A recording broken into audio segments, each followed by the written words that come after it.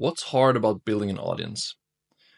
Well, for most of us, I think the hardest thing is getting started because you're talking into the void, so to speak. Like you're staring at your 0 followers on your account, and it just feels really hard to commit for a lot of people.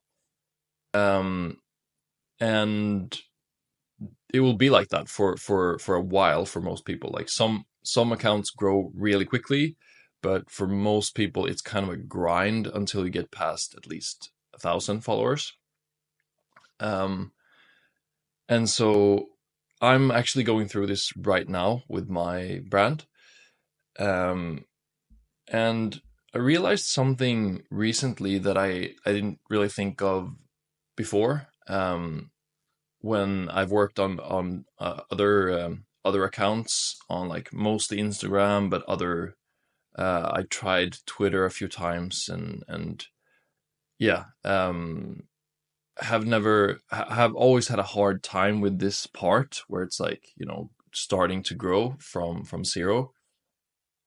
But what I realized is that there's actually a big upside to if you just shift your mindset around this part.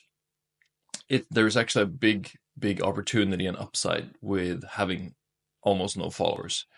Um, and the thing is that what it gives you is an opportunity to practice essentially, um, because you are probably going to suck to an extent in the beginning, and so you get an opportunity to just crank out a bunch of content, um, and sort of hopefully find your voice a bit more. Um, like, or if it's your brand, you find the sort of vibe that the brand needs to capture before a lot of people sees your like cringe attempts to create content, before you're good, essentially. Um, and so, for example, this is my Instagram account right now, or for my brand, that is.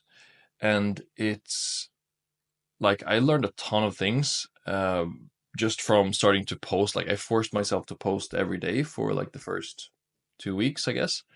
Um, and I learned like little things like this. The main sort of purple brand color is not good for backgrounds, for example. Like it doesn't look good in the feed. Um, I learned that I really like the combination of my brand colors with like black and white footage and or vintage looking footage. So that's like the only thing that I will do from now on.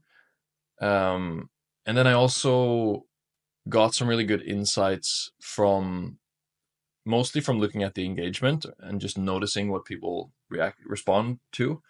Um, I definitely got a chance to refine my content buckets, so to speak, like what I post about, um, and narrowed it down to basically only self-help, ingredients and sort of nutrition facts, stuff like that.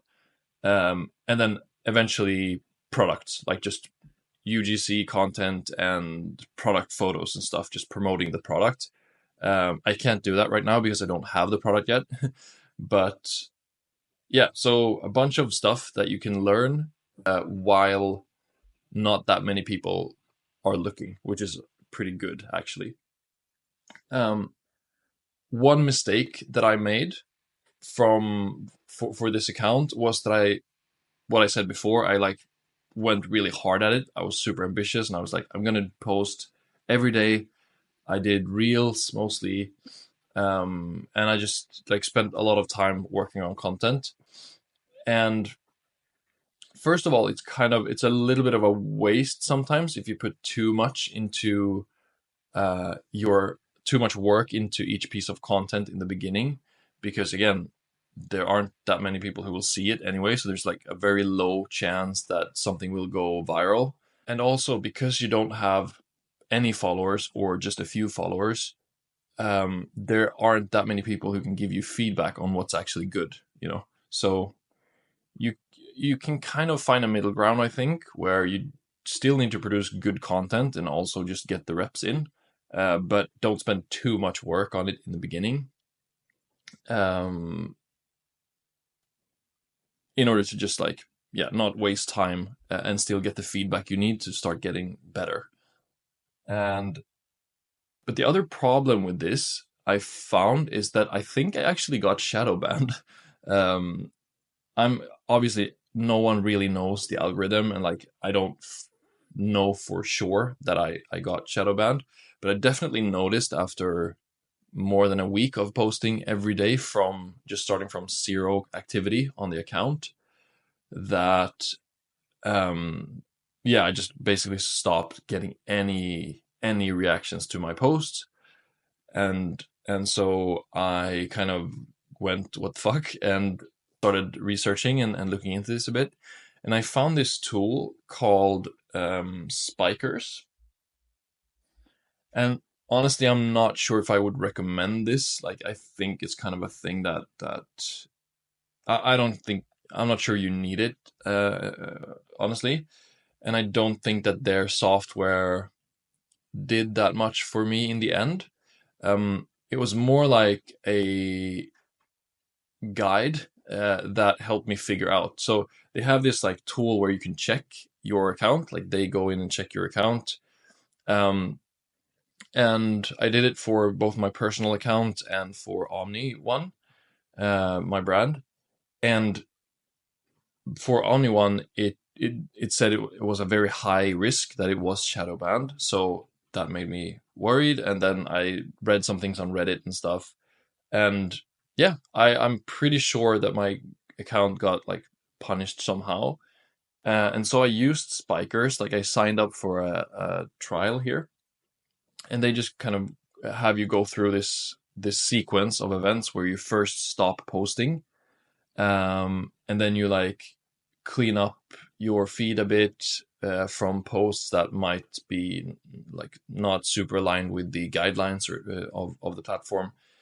Um, and then they also have you submit a report to Instagram. And from what I can tell, it kind of worked a little bit. But then after that, that was kind of it. Like the guide that they provided. So I actually canceled that subscription before they started charging. But the startup guide was useful. So if you're in the same position, you can use that and hopefully get out of it. Another problem with going too hard in the beginning, is this is something I learned from, everyone's favorite business guru, Alex Hormozi. I listened to one of his podcasts recently, and I realized that like when you go super hard from the very beginning before you even have a product or anything, like obviously it depends on where you are at in the process of your business, of starting your business. But for me, like, still a few some time left before I even have a product ready. And so I just realized people will sort of get bored with my message if I go really hard on promoting it right from the start. So Hormozi had this like framework that he calls whisper, tease, shout, that I will now follow. Like, after I took this break from like the shadow ban thing, I'm gonna try that approach instead. So I'm gonna post less frequently now, and I'm gonna just be sort of whispering about the product. I'm not gonna like blatantly sell right now. And then as it's getting closer, I'm gonna do some teasing. When I actually have the product, I'm gonna start teasing. Do like posts that are, yeah, just like teasers of what's to come. And then the final like week or two before you're actually gonna launch, you're gonna basically shout, and that's what I'm gonna do. I'm just gonna talk a lot about the product, still provide other value, of course, but then also post more frequently, etc., etc. So it's like a slow build up. That's the strategy. That's the framework. So I'm going to try that. And then with all this said, the last thing I want to hit on is that I actually don't count social media as my main, or like my organic traffic. I mean, like my organic accounts. I only do Instagram and Twitter right now, by the way. I'm actually not counting on them to be my main source of traffic to my website where people can actually buy my product. And there are multiple reasons for that. But the most relevant reason for this video is that I'm not very good at content. And I've been doing it for a while. I have quite a lot of experience, and I just know that I'm not that talented. I'm careful when I say stuff like that out loud, like I'm bad at content, because like whenever you do that, you basically program your mind to think that you are bad at something that you can actually get good at just by practicing. But at this point, I recognize what I'm talented at and what I need to work really hard at to even get to the level where other people kind of start, you know? So, for that reason and several others, I'm actually not going to rely on organic traffic that much, at least not in the beginning. I'm going to do my two main, like the legs of my marketing will be paid ads on Meta, straight up. Like I'm not going to focus on any other platform, just Instagram and Facebook. Maybe even just Instagram, actually. And then I have a network in the health space and like the sort of business and sort of creative business space where this product fits in really well, where I will just try to work with as many people as possible who have a big audience. And so, yeah, I just think you need to lean on your strengths. That's not an excuse to have my social media be non-existent. That's why I've been working on it and going hard at it. Like I've said in this video, I still think I need to hit like at least a few tens of thousands of followers and just have like a really high quality content account on Instagram and Twitter, to be taken seriously when someone clicks on an ad or gets referred by an influencer, if you want to call it that.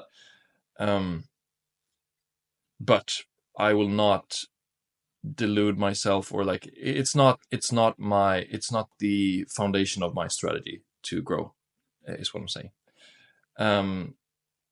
Yeah, that's it for today. Thanks so much for watching, and I'll see you in the next one.